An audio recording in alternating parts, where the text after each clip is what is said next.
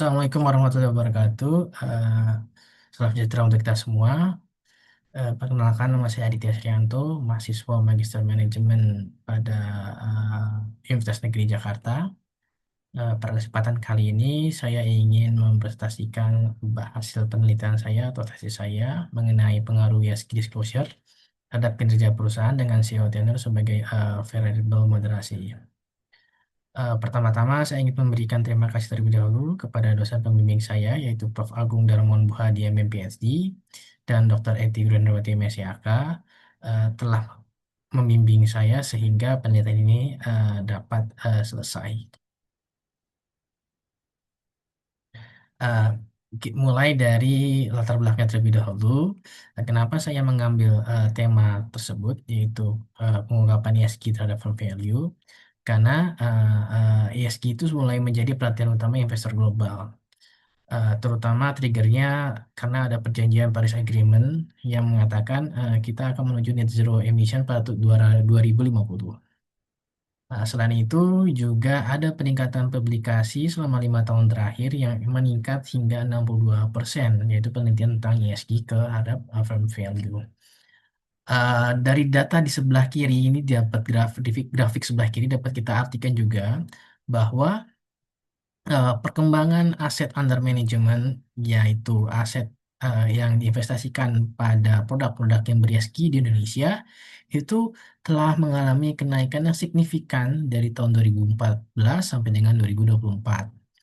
AUM investasi ESG meningkat dari 38 miliar pada tahun 2014 dan meningkat menjadi 8,21 triliun pada tahun 2024. Hal ini membuktikan bahwa investor mulai mempertimbangkan sustainability dalam keputusan investasi. Selain itu, di Indonesia peraturan atau regulasi tentang ESG itu diatur dalam POJK nomor 51 tahun 2017. Eh, Implementasi dari peraturan ini adalah 873 perusahaan pada tahun 2024 untuk ISG tahun 2023 itu telah menyampaikan laporan keberlanjutan atau 97% dari perusahaan yang terdaftar. Nah, dari grafik ini juga dapat kita simpulkan bahwa perusahaan dengan ISG baik dinilai lebih sustainable dan lebih memberikan profit lebih aman kepada para investor di masa yang akan datang. Sehingga firm value itu juga menjadi faktor indikator penting bagi investor. Nah, penelitian-penelitian terdahulu yang menjadi dasar penelitian saya adalah penelitian dari Livnat Joshua dan Gavin Smith, Kat Suflava, and Martin Terrell dengan judul penelitian adalah Board Tenure and Work Performance tahun terbit 2021. Penelitian bahwa perusahaan dengan sales tenure lebih panjang cenderung memiliki market valuation yang lebih tinggi. Kemudian Al-Hawaj, Abdullah Yusuf, and Amina Muhammad Walay dengan judul penelitian bahwa A Worldwide Sectorial Analysis of Sustainability Reporting and its Impact on Firm Performance. Tahun terbitnya pada tahun 2022 dengan hasil penelitian bahwa Sustainability Reporting or ESG Disclosure secara umum memiliki pengaruh positif terhadap firm's performance. Kemudian ada Freide, Gunnar, Timo Busch, and Alexander Bassen dengan judul penelitian ESG and Financial Performance Aggregate Evidence from More than 2000 Empirical Studies. Ini meneliti tentang agregasi dari 2000 studies sebelumnya tentang ESG yang tahun terbit tahun 2015 menunjukkan bahwa ada hubungan positif antara ESG dan kinerja perusahaan. Kemudian juga ada Patrick Velte dengan judul penelitian Does ESG Performance Have an Impact on Financial Performance? Evidence from Germany tahun terbit tahun 2017 dan hasilnya bahwa ESG performance memiliki pengaruh positif terhadap ROA namun tidak memiliki pengaruh signifikan terhadap Tobin-Skew. Kemudian juga ada Amina Bualai, judul penelitian dengan Is Sustainability Reporting ESG Associated with Performance Evidence from the European Banking Sector pada tahun 2019 dengan hasil penelitian bahwa ESG secara keseluruhan berpengaruh positif terhadap kinerja perusahaan, namun hasilnya berbeda ketika tiap dimensi ESG diuji secara terpisah. Juga ada penelitian-penelitian dahulu. Yang pertama dari Velte, yaitu ESG positif terhadap ROA, namun tidak signifikan terhadap Tobin-Skew. Kemudian dari Fahad Busru, ESG berpengaruh negatif terhadap kinerja. Kemudian juga dari Firmansyah, ESG berpengaruh negatif terhadap kinerja keuangan jangka pendek, juga dari Nazir et al. ESG berpengaruh negatif terhadap kinerja keuangan. Dari hasil penelitian tadi, sebagian besar terbagi kedua. Jadi ada yang menyatakan ESG itu berdampak positif, ada juga yang menyatakan ESG itu berpengaruh negatif, yang menghasilkan hasilnya menjadi inkonsisten.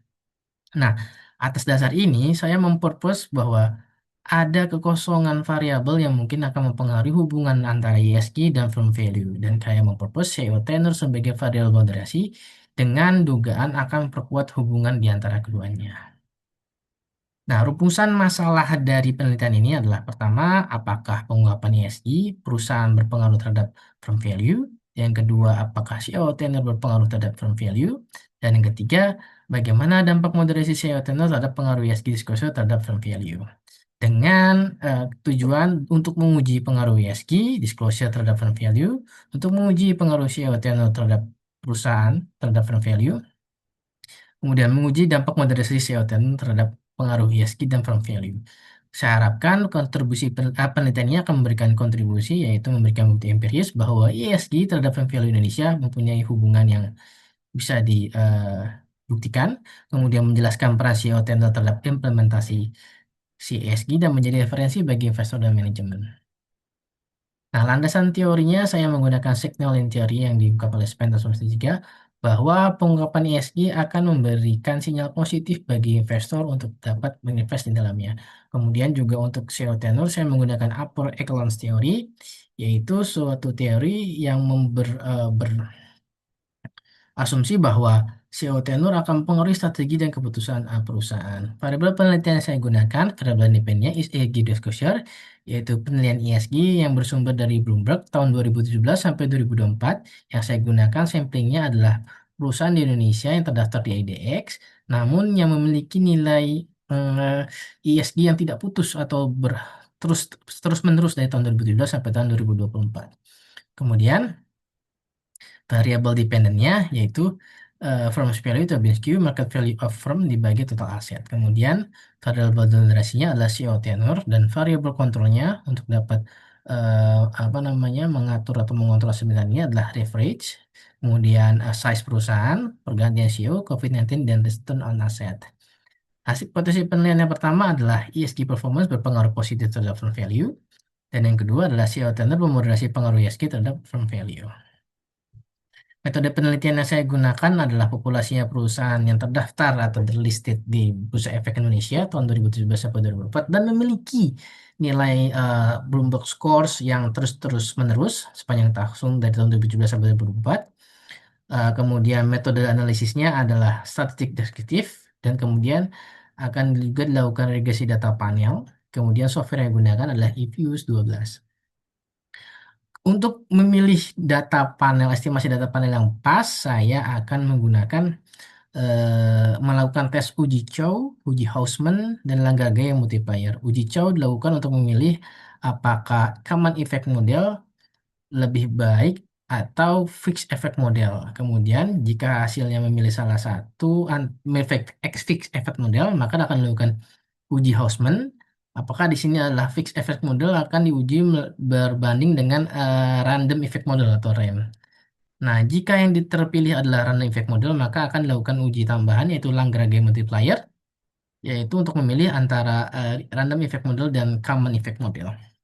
Kemudian, jika estimasi data panel sudah dipilih yang terbaik dari ketiga model tersebut, maka akan dilakukan uji regresi data panel dan akan apa namanya dilakukan pengujian ausisi klasik, heterogeneisitas, metokreditas atau korelasi jika eh, common effect model yang dipilih. Namun jika random effect model ataupun fixed effect model yang dipilih, maka pengujian ausisi klasik, heterokedasitas, multikolinearitas dan autokorelasi tidak akan dilakukan karena sesuai dengan teori dari Gujarat, nah itu tidak diperlukan. Kemudian uji hipotesis yaitu uji F, uji T, dan koefisien determinasi. Hasil penelitian dari analisis deskriptif dengan observasi terhadap 238 perusahaan per tahun didapatkan hasil sebagai berikut. Variabel ESG minnya adalah 45, kemudian mediannya 45 juga, max-nya 70 dan minimnya 21. Standar deviasinya 9. Dari ke satu, dua, tiga, 8 variabel yang terhubung dengan penelitian tersebut. Yang memiliki standar deviasi terbesar adalah eh, ESG yang berkolaborasi dengan CO Tenor karena memang ada difference dalam min dan max antara ESG dan Cten yang cukup tinggi gitu.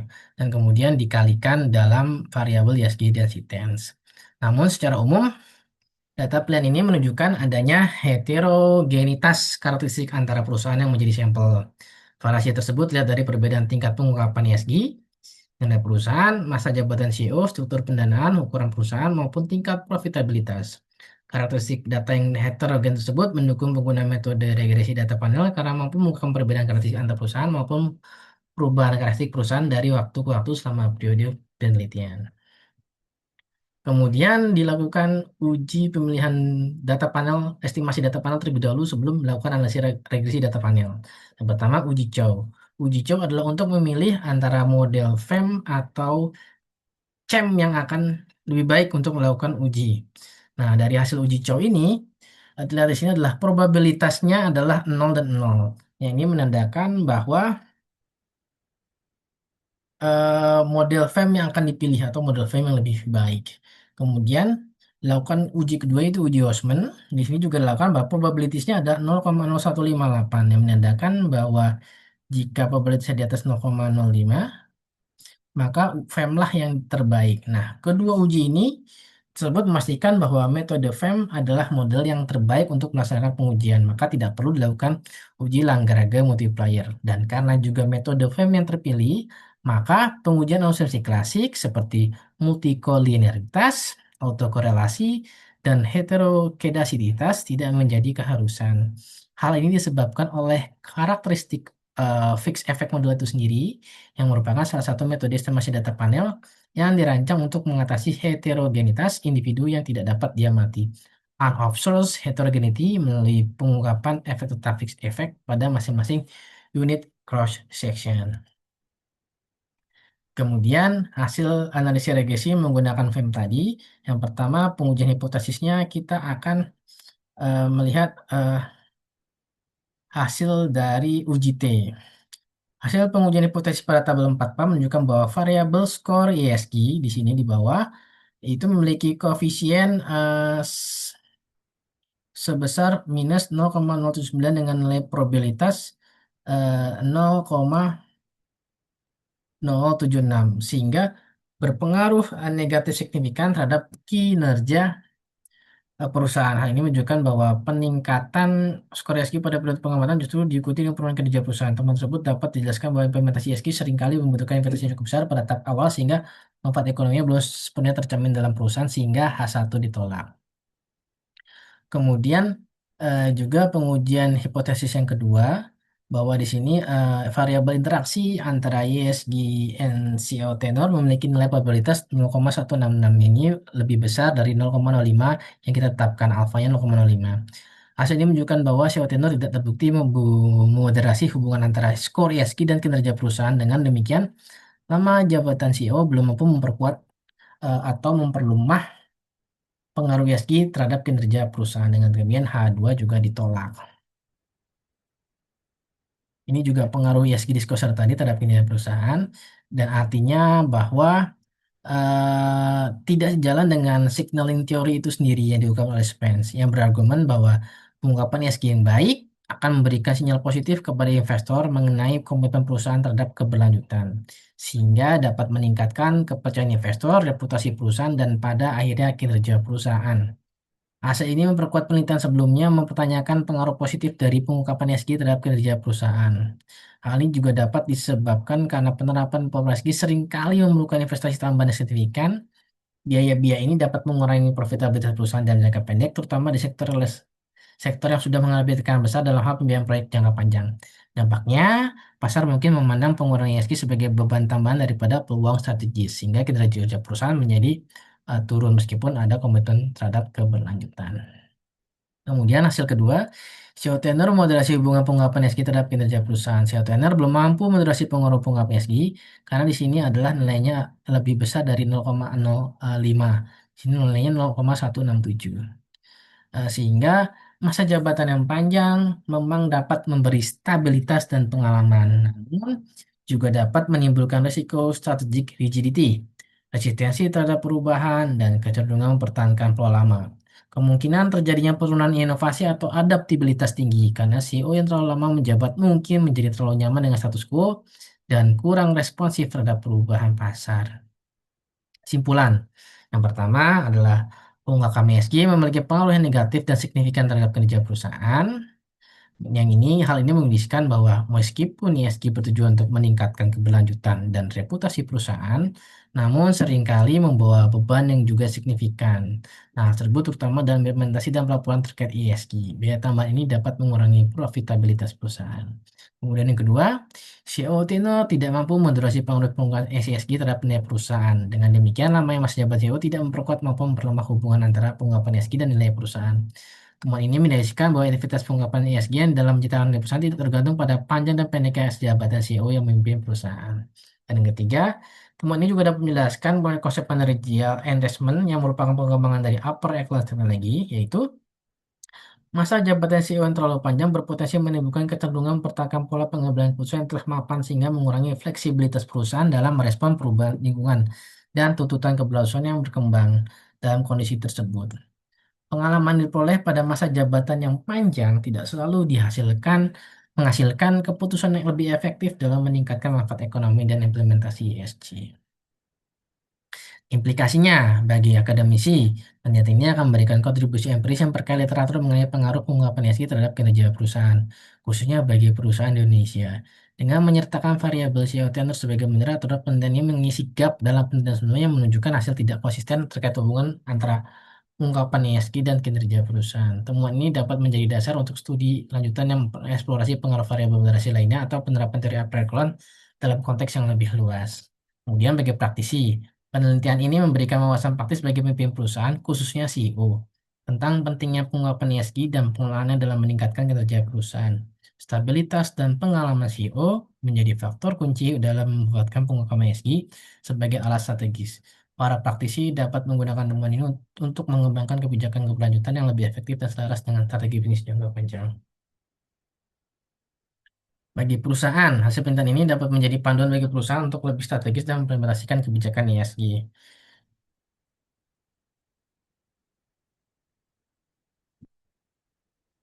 Selain itu, keberadaan CEO dengan masa jabatan yang lebih panjang dapat membantu dalam pelaksanaan strategi keberlanjutan yang berdampak positif pada kinerja perusahaan. Perusahaan di Indonesia dapat menjadikan hasil ini sebagai panduan dalam meningkatkan praktik ESG dan menilai pentingnya stabilitas kebijakan sebagai bagian dari strategi bisnis yang berlanjutan. Bagi investor, temuan ini memberikan dasar untuk mengevaluasi perusahaan tidak hanya dari aspek kinerja keuangan, tapi juga melalui parameter keberlanjutan dan stabilitas kepemimpinan. Dengan meningkatnya minat global terhadap investasi yang bertanggung jawab secara sosial, informasi ini dapat membantu investor dalam mengambil keputusan yang lebih terinformasi, mengurangi risiko investasi, dan meningkatkan peluang mendapat imbal jasa hasil lebih panjang. Nah, saran dari penelitian ini adalah penelitian selanjutnya diharapkan dapat menggunakan kerangka pengungkapan ESG lainnya yang diterbitkan oleh Sustainalytics maupun CDP Score yang memiliki nilai kepercayaan rating dari pengguna itu yang lebih tinggi ataupun model lain yang terbitkan yang telah menggunakan pendekatan inside out dan outside in atau double materiality sehingga tidak hanya mengukur pengaruh pengungkapan namun performa ESG secara lebih spesifik. Kemudian penelitian selanjutnya juga diharapkan dapat menggunakan indikator kinerja perusahaan lainnya seperti return on equity and economic value added. Kemudian penelitian selanjutnya diharapkan dapat meneliti dampak moderasi lain yang berhubungan dengan kepemimpinan seperti independensi dewan dan keakraban gender. Dan selanjutnya juga diharapkan dapat mempertimbangkan faktor eksternal seperti kebijakan pemerintah, kondisi ekonomi, tekanan pasar yang dapat mempengaruhi hubungan antara ESG, kinerja perusahaan, dan memoderasi kepemimpinan. Kem- Demikian hasil dari penelitian saya. Assalamualaikum warahmatullahi wabarakatuh.